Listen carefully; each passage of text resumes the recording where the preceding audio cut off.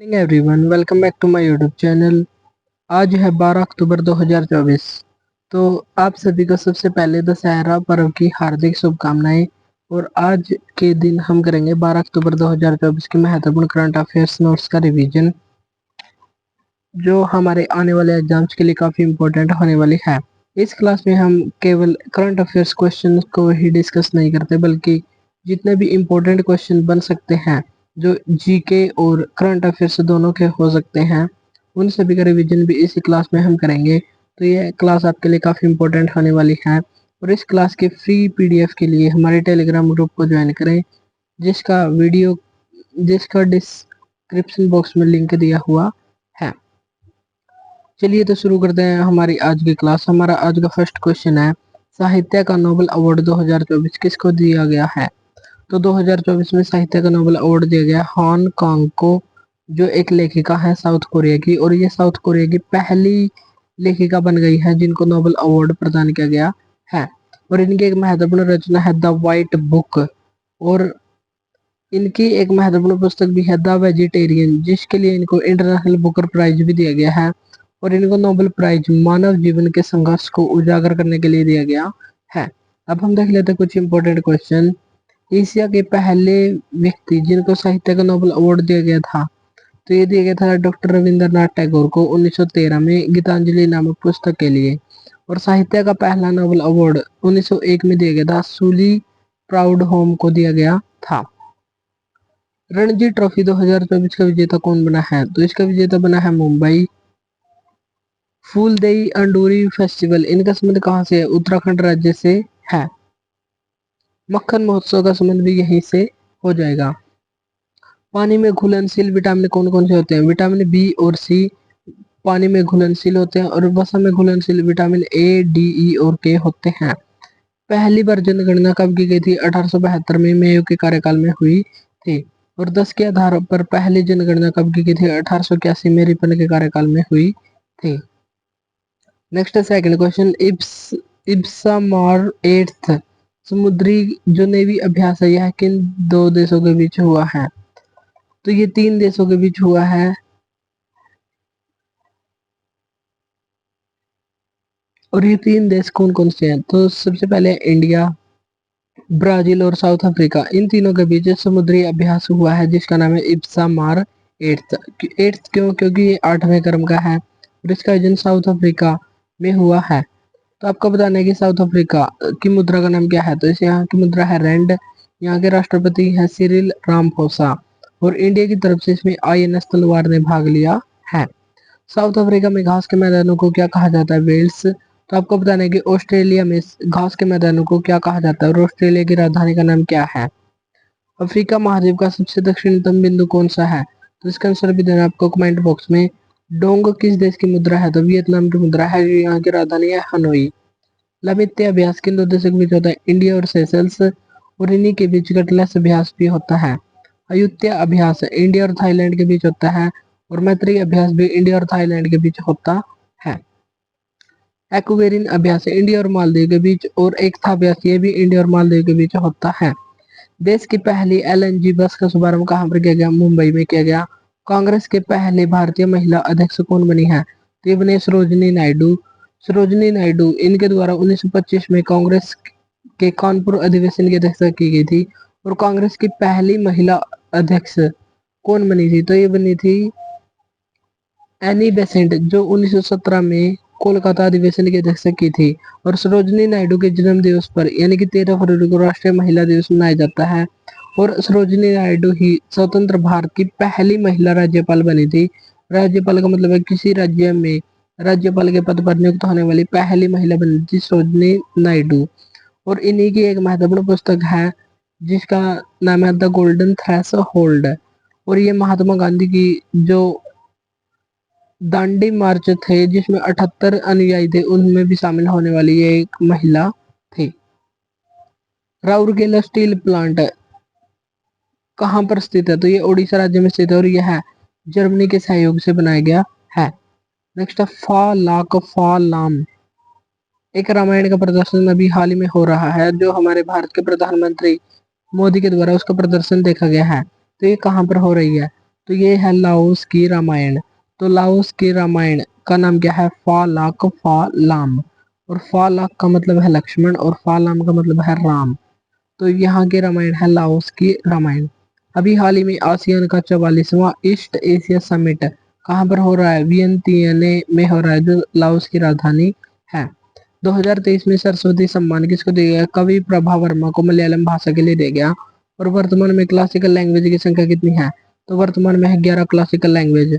सबसे पुरानी कौन सी है? तमिल, जो 2004 में शामिल की गई। फिर 2005 में संस्कृत शामिल की गई। कन्नड़ और तेलुगु ये 2008 में शामिल की गई। मलयालम 2013 और उड़िया नवीनतम 2014 में शामिल की गई थी। लेकिन अभी हाल ही में 5 नई भाषाओं को शामिल करने की घोषणा की गई है। यह है असमी, बंगाली, मराठी, प्राकृत और पाली। पाली सबसे नवीनतम इसमें मानी गई है। नेपाल की पर्यटन राजधानी अभी हाल में किसको घोषित किया गया है? वैसे तो नेपाल की राजधानी है काठमांडू, लेकिन पर्यटन राजधानी अभी हाल ही में पोखरा को घोषित किया गया है। सर्वाधिक जनसंख्या कहाँ पर मिलती है? तो सबसे पहले मिलती है उत्तर प्रदेश, दूसरा है महाराष्ट्र, तीसरा है बिहार और चौथा है पश्चिम बंगाल। और न्यूनतम जनसंख्या कहाँ पर मिलती है? सिक्किम राज्य में मिलती है। तो आपको यहाँ पर एक क्वेश्चन बताना है कि ऐसा कौन सा राज्य है जो जनसंख्या के मामले में तो दूसरे स्थान पर आता है, लेकिन वही राज्य क्षेत्रफल में कौन से स्थान पर आएगा?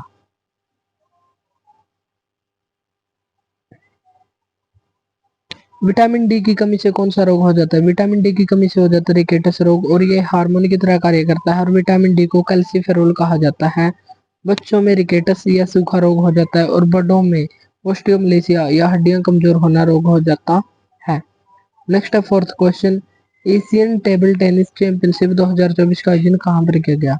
तो इसका आयोजन किया गया अस्थाना। अस्थाना कजाकिस्तान में इसका आयोजन किया गया है। और यहीं पर SSCO 2024 की बैठक का आयोजन भी हुआ है, जहां पर 10वां देश बेलारूस को शामिल कर दिया गया है। विश्व का सबसे बड़ा लैंड लॉक कंट्री या स्थल अवरुद्ध देश कौन सा है? तो ये है कजाकिस्तान। और यहाँ पर इंडिया फीमेल टीम ने पहली बार ब्रॉन्ज मेडल जीत लिया है और जापान को हराकर जीत लिया। और मेल इंडिया टीम के द्वारा भी ब्रॉन्ज मेडल जीत लिया गया है और इन्होंने चीनी ताइपे को हराया है। लेकिन काफी इम्पोर्टेंट क्या है कि इंडिया की फीमेल टीम ने पहली बार ब्रॉन्ज मेडल जीत लिया है। और किस में जीता है? एशियन टेबल टेनिस चैंपियनशिप में पहली बार मेडल जीत लिया है। टेबल टेनिस, टेबल टेनिस में टेबल को क्या कहा जाता है? तो इसको बोर्ड कहा जाता है। और इससे संबंधित महत्वपूर्ण खिलाड़ी कौन कौन से हैं? तो इससे संबंधित महत्वपूर्ण खिलाड़ी है शरद कमल, मानिका बत्रा और श्रीजा अकुला। और शरद कमल मेजर ध्यानचंद खेल रत्न अवार्ड 2022 इनको दिया गया था। और जब नाम परिवर्तित किया गया था राजीव गांधी खेल रत्न अवार्ड से मेजर ध्यानचंद खेल रत्न अवार्ड किया गया था, तो पहली बार ये शरद कमल को ही प्रदान किया गया था। विक्रम साराभाई अंतरिक्ष केंद्र ने गगनयान दल के लिए कौन से पोर्टल को लॉन्च किया है? तो ये लॉन्च किया है सखी ऐप को। त्रिनेत्र ऐप 2.0 को किसने लॉन्च किया है? उत्तर प्रदेश सरकार के द्वारा। कुचिपुड़ी कहाँ का क्लासिकल डांस है? तो ये आंध्र प्रदेश का क्लासिकल डांस है। और कुचिपुड़ी से संबंधित जो व्यक्ति होते हैं उनको हम कैसे याद कर सकते हैं? जिनके पीछे भी रेड्डी लगा हो, जैसे राधा रेड्डी, सुधा रेड्डी इत्यादि। भरतनाट्यम, भरतनाट्यम सबसे पुराना क्लासिकल डांस है जो तमिलनाडु राज्य का है। इसे सादिरट्टम, दासियट्टम और अग्नियट्टम भी कहा जाता है। कथकली, कथकली और मोहिनीअट्टम, कथकली जिसमें आंखों और बाहों का संचालन किया जाता है। और मोहिनी अट्टम इस ये सुंदर स्त्री के द्वारा किया जाने वाला नृत्य है जो भगवान विष्णु से संबंधित और भस्मासुर से संबंधित है। ये केरल राज्य से संबंधित है। कथक, कथक नॉर्थ इंडिया का क्लासिकल डांस है और विशेषकर राजस्थान और उत्तर प्रदेश में यह किया जाता है। सत्रिया सबसे नवीनतम है असम राज्य का, जो शंकर देव के अंकिया नाट पर आधारित है। मणिपुरी क्लासिकल डांस मणिपुर का है और ओडिसी क्लासिकल डांस ओडिशा का है। मणिपुरी क्लासिकल डांस से संबंधित है चार बहनें, और चार बहनों के नाम आपको बताना है जिनको किस नाम से जाना जाता है, तो ये भी आपको बताना है। ओडिसी से संबंधित है केलुचरण महापात्रा, जो ओडिशा के पहले व्यक्ति बने थे जिनको पद्म विभूषण पुरस्कार दिया गया था। और उन्हीं के द्वारा 1993 में सृजन स्कूल की स्थापना की गई थी, लेकिन इसका संचालन 1994 में शुरू हुआ था। स्टडी ऑफ बर्ड, पक्षियों का अध्ययन क्या कहलाता है? ऑर्निथोलॉजी कहलाता है। और पक्षियों का भारत में पक्षियों का जनक किसको माना जाता है? बर्डमैन ऑफ इंडिया किसको कहा जाता है? तो बर्डमैन ऑफ इंडिया कहा जाता है सलीम अली को। तो आपको बताना है कि missile man of India, missile women of India और टाइगर मैन ऑफ इंडिया किन किन को कहा जाता है? तो 3 क्वेश्चन का आंसर बताने आपको कमेंट बॉक्स में। लूपेक्स को अभी हाल ही में मंजूरी दे दी गई है, तो ये किन 2 देशों के द्वारा मिशन जाएगा? तो मिशन लूपेक्स को भारत सरकार के द्वारा भी हाल ही में मंजूरी मिल गई है और इसको इसरो और जाक्सा यानी कि इंडिया और जापान की स्पेस एजेंसी के द्वारा भेजा जाएगा। इसकी फुल फॉर्म क्या है? लूनर पोलर एक्सप्लोरेशन यानी कि चंद्र ध्रुवीय अन्वेषण मिशन। इसमें लैंडर लैंडर का निर्माण इसरो के द्वारा किया जाएगा, रोवर का निर्माण जाक्सा के द्वारा किया जाएगा। लैंडर क्या होता है? जब हम किसी ग्रह पर अपने उपग्रह को लैंड करवाते हैं तो लैंड करवाने वाला, और जो वहां पर चलेगा उसको कहते हैं रोवर।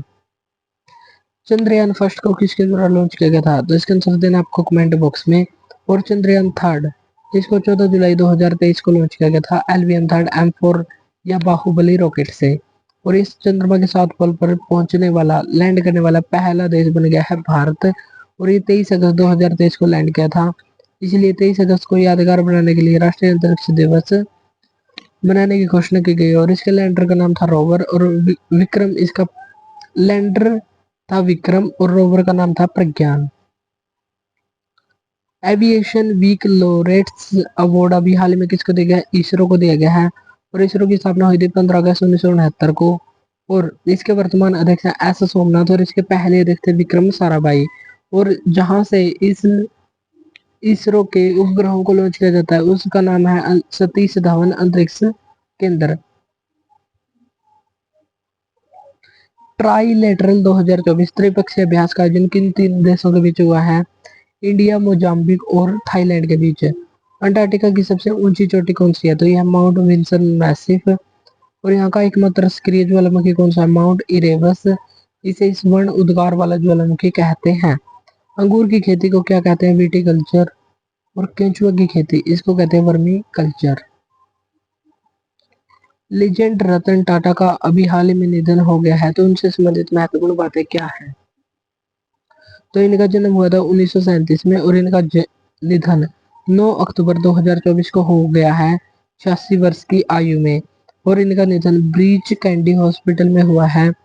और इनको महाराष्ट्र गवर्नमेंट के द्वारा, महाराष्ट्र सरकार के द्वारा इनके मृत्यु दिवस पर राजकीय शोक दिवस घोषित किया गया है।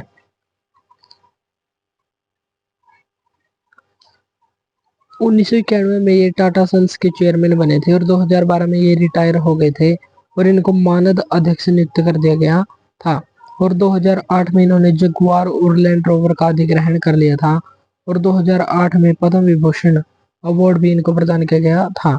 और ये ही नैनो कार के जनक माने जाते हैं, जिन्होंने केवल 1 लाख रुपए में कार उपलब्ध करवा दी थी। और इनको Japan, Australia, France, Italy, England आदि देशों के हाईएस्ट अवार्ड भी दिए जा चुके हैं। इनको अभी हाल ही में असम वैभव पुरस्कार से भी सम्मानित किया गया था। और अब हम देखेंगे कुछ important question. Order of the Druk Gyalpo award जो भूटान का सर्वोच्च सम्मान है, यह पाने वाले पहले गैर भूटानी व्यक्ति कौन बने हैं? प्रधानमंत्री मोदी। ऑपरेशन इंद्रावती कहाँ पर चलाया गया? हैती में।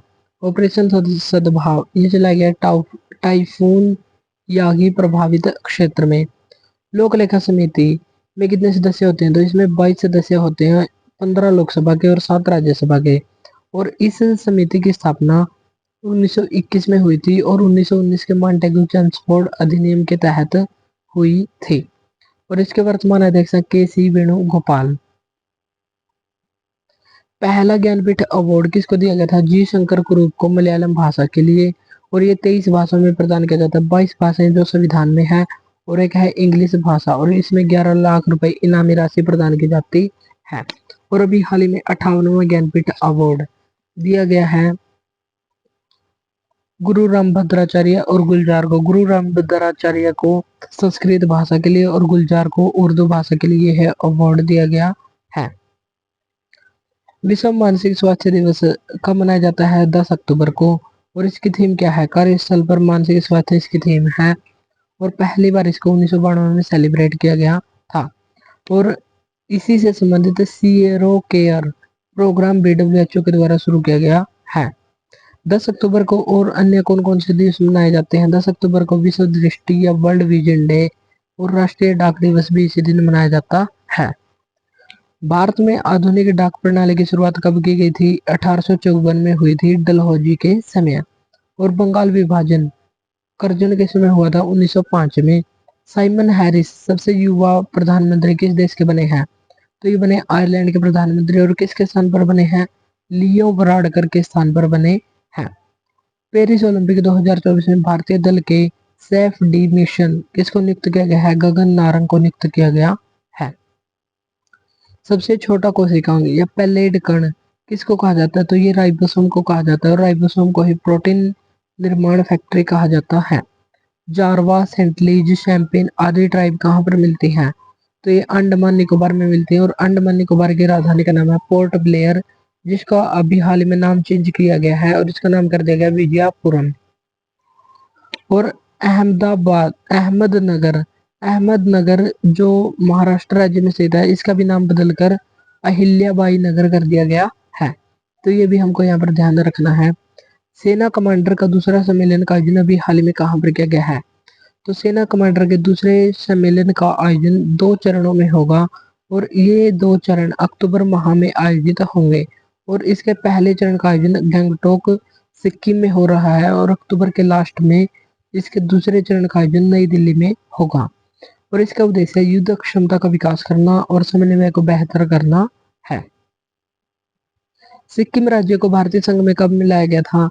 तो सिक्किम राज्य को 36वें संविधान संशोधन के द्वारा 1975 में अनुच्छेद 2 के तहत बनाया गया था। अनुच्छेद 2 के तहत मिलाया गया था। और अनुच्छेद 3 में यदि सीमाओं के भीतर और राज्यों की सीमाओं या नाम में परिवर्तन करना हो तो अनुच्छेद 3 के तहत करेंगे। और 2 और 3 के तहत किया गया कार्य संविधान संशोधन नहीं माना जाएगा, ऐसा वर्णन किया गया अनुच्छेद 4 में।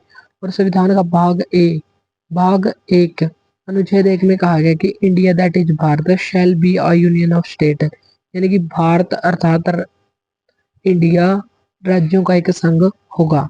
तो यह है हमारा संविधान का भाग 1। सिक्किम में कौन कौन सी जनजाति मिलती है? लेप्चा और भूटिया ट्राइब यहाँ पर मिलती है। और यहाँ के मुख्यमंत्री का नाम है प्रेम सिंह तवांग। और यहाँ पर लोसांग सागादावा फेस्टिवल होता है। IAU इंटरनेशनल एस्ट्रोनॉमिकल यूनियन अंतरराष्ट्रीय खगोल संघ के ने हाल ही में एक क्षुद्र ग्रह का नाम किस भारतीय के नाम पर रखा गया है? तो ये रखा गया जयंत मूर्ति के नाम पर। और मंगल और जुपिटर बृहस्पति के बीच एक क्षुद्र ग्रह बेल्ट मिलती है। मंगल ग्रह को लाल ग्रह कहा जाता है और जुपिटर सबसे बड़ा ग्रह कहलाता है। एबल पुरस्कार मैथ्स का नोबेल अवार्ड कहा जाता है, जिसको 2024 में मिशेल टेलग्रांड को दिया गया है। बुझे हुए चूने में यदि कार्बन डाइऑक्साइड गैस गुजार दी जाए तो उसका रंग कैसा हो जाता है? तो उसका रंग हो जाता है दूधिया। जैसे कैल्शियम हाइड्रोक्साइड में CO2 गुजारने पर यह बन जाता है CaCO3, यानी कि यह कैल्शियम कार्बोनेट या मार्बल से संगमरमर बन जाता है। स्वराज पार्टी की स्थापना कब की गई थी?